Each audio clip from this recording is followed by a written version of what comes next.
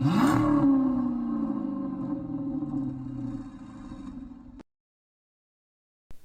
everyone, welcome back to another video. Today I'm doing a V6 update slash maintenance video. I know you guys have been waiting on updates for my Daytona Charger. That dropped a valve seat, but now it's back better than ever with a custom 6.5 liter Hemi V8 in there. That project is finally done for now and I have the car back.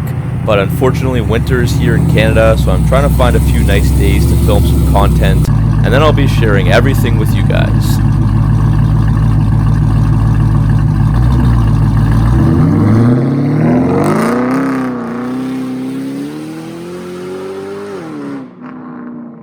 I've also purchased a third Mopar vehicle, so that will be featured on the channel soon as well. If you're an older subscriber of the channel, you'll know that I started this whole thing by making videos about my 2009 Dodge Charger SXT with the 3.5 liter V6. This used to be my pride and joy, bought it when I was just 18 years old, and my first exhaust video put me on the map a little bit on YouTube, and I just kept it rolling from there. Obviously my videos and content have changed throughout the years, but the one constant was this Dodge Charger, always there with me as well. So now for some background info, the V6 is now around 346,000 kilometers, which is over 215,000 miles, and it's still going and I'm still driving it to this day. I can't actually show you the mileage since the cluster has died, and I don't care to fix that, but once in a while I'll take it to Chrysler and they have a scanner that can actually read that mileage. It's got a 3.5 liter V6 engine rated for 250 horsepower and 250 pound-feet of torque stock, and all I've added to it is a K&N cold air intake and dual catback exhaust with 2.25 inch pipes, one Flowmaster Super 10 single-in dual-out muffler, a resonator delete, and 5-inch black tips were added. It's also sitting on 22x9 inch Boss rim wheels right now with 265/35 R22 tires. The car was also tuned by a professional dyno this past summer, International Dyno Authority in Ottawa, Ontario, and it ended up making 279 horsepower and 309 pound-feet of torque at the crank. Got a whole video on that if you want to check that out.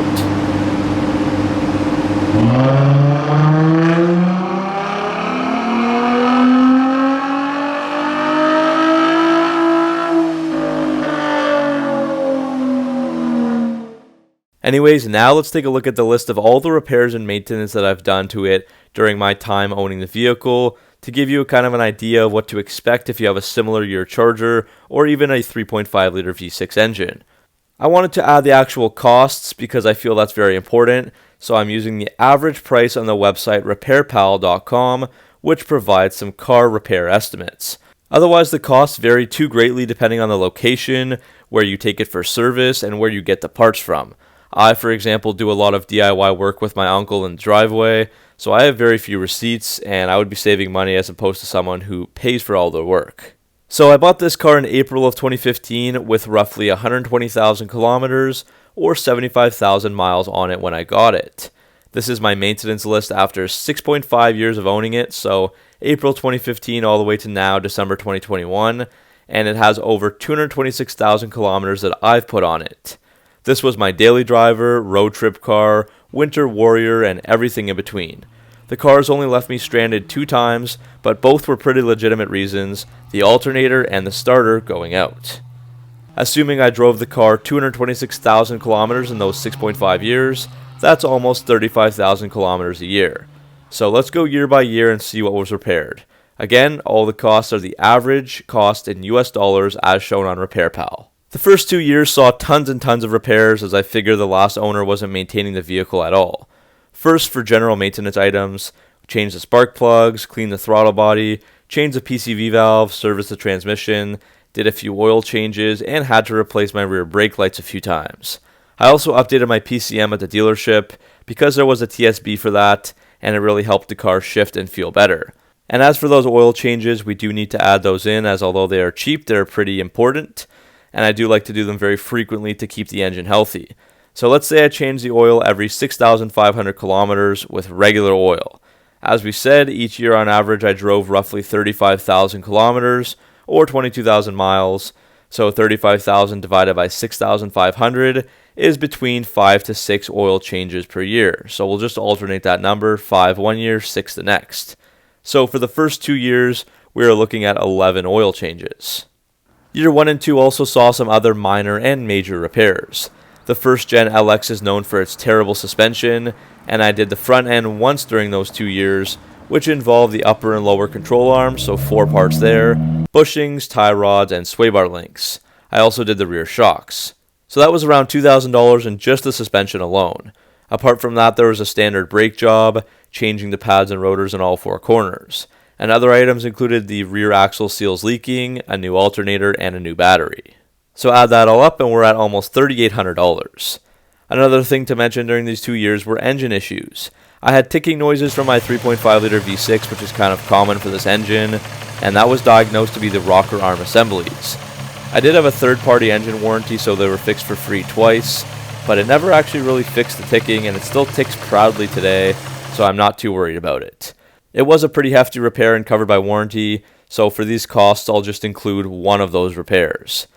Another important fix was the water pump and timing belt for the engine, so this needs to be done every 100,000 miles. Finally, during those 2 years there were some unforeseen and random repairs that I think most people will probably experience in some way. For me, I got pretty unlucky here, so I managed to hit the rear end of a Coyote on the highway, needing a $600 front bumper fix. And I also hit a bird in the same year in the countryside, which busted my headlight, and I needed to buy a new pair for $200 on eBay. I also got a busted windshield from homecoming at university overnight. The car was parked on the street, and I'm assuming some kids just stomped on it or threw some bottles at the windshield, and that was $250 to replace. Finally, my mirror was taken out during a car wash, another replacement cost of $150. So that's about $1,200 in random repairs that you wouldn't think would happen. So all in all, that was a very expensive 2 years of repairs, with my Repair Pal estimate coming in at around $8,480 US for everything listed. I do think that's pretty much a worst case scenario, as I had to fix almost everything in some way. So after the first 2 years, that will bring us to April of 2017.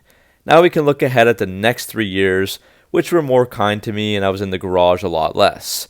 There was another brake job, and the front end suspension was more or less changed out again after a couple of years, and the starter died on me in year 5 as well. Of course, we can't forget about the oil changes as well. I'm going to say there's another 17 of those here, as over the 3 years, at an average of 35,000 kilometers a year, that's around 105,000 kilometers of driving. So overall here we have costs of $2,065 for these 3 years, plus oil changes. So that's a lot more reasonable. That brings us to April 2020, so we can look from there until the present day, December 2021, so that's another year and a half. So after that sweet spot of fewer repairs, things have really started adding up again once in the later years of this car's life. So basic maintenance started with the oil changes. We'll count 8 for this year and a half. I also did the spark plugs and upper gasket, just a maintenance thing. Another issue was those aftermarket eBay headlights, as they were kind of breaking down and looking like an aquarium with lots of water getting inside, despite the fact that they were supposedly sealed. So I grabbed some used headlights for about $20 and also a restoration kit for $30 and fixed that problem. I also had my previous aftermarket exhaust tips totally rust out, so I changed those for $200.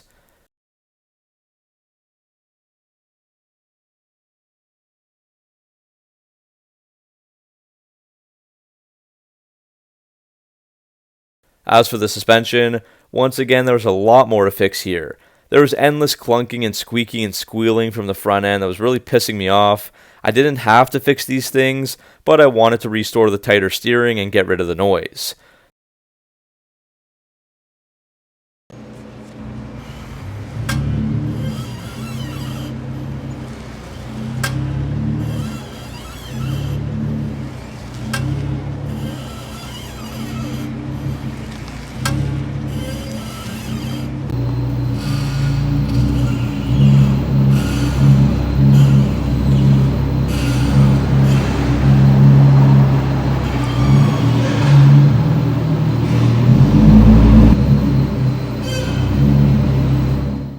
So that included 2 outer tie rod ends, ball joints on both sides, and the lower arm control bushings on the passenger side, which involved changing out the whole arm.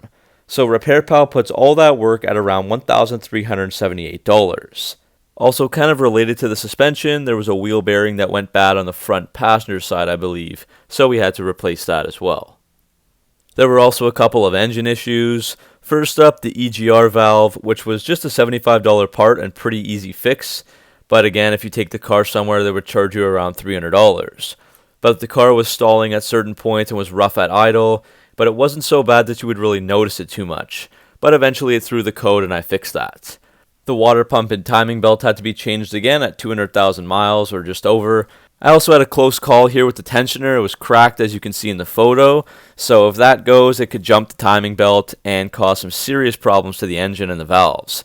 Again, the 3.5 liter V6 is an interference engine, so there are several breaking points that could destroy your engine if they fail at higher speeds, including the water pump, timing belt, and tensioner. I also had another check engine light come on, this time P0128, which meant the coolant temperature is below the thermostat regulating temperature. My thermostat was opening prematurely at temperatures lower than it was supposed to open, so the heater wasn't getting warm and the car and temp gauge would not warm up properly. So that required me to change the thermostat and housing. So to look at the final totals here, spread over the 6.5 years, I am looking at $16,121 US of repairs. So that's roughly $2,481 per year on repairs. Don't forget about all the gas costs and insurance as well, which varies so greatly from state to state and in different countries that I won't really bother talking about it. I would expect to add another $1,000 a year for gas and $2,000 for insurance at the very least. So all in, to own and operate a charger with the V6 will run you over $5,000 per year. Before we end off the video, we can also check out the current state of the vehicle. I now have 2 other cars, so this vehicle no longer takes priority for me, and I use it mostly in the winter or just to get from point A to point B. But after having fixed just about everything, the car is still in great shape mechanically wise, and right now it needs nothing except for another brake job probably next summer, and also the emergency brake isn't functional, so I'll have to do that when I change the brakes, or I don't really have to do that at all. As mentioned before, the cluster LED lights have also burned out on 2 of the 4 panels. As for the body, the clear coat is peeling in several areas. It's getting bad on the front end and also on the rear driver's side area, the gas lid, and on the left doors. There's also a decent amount of rust on the gas cap and near the driver's side rear wheel well. For the mileage though, I'd say it's not too bad at all, especially considering this car has seen winter for about 12 years, and I have seen some other Chargers and 300s from this era that have been totally rusted out a lot worse than this. These are all minor things that I won't bother fixing at all. As of today, she keeps on ticking. So that's all for this video, guys. Hopefully you enjoyed a video on this car again, and if you're considering buying a used Charger or have one with less miles, maybe this one can give you some expectations for the future. As always, thanks for watching. Make sure to like and subscribe for all your Mopar content, and I'll see you guys in the next video.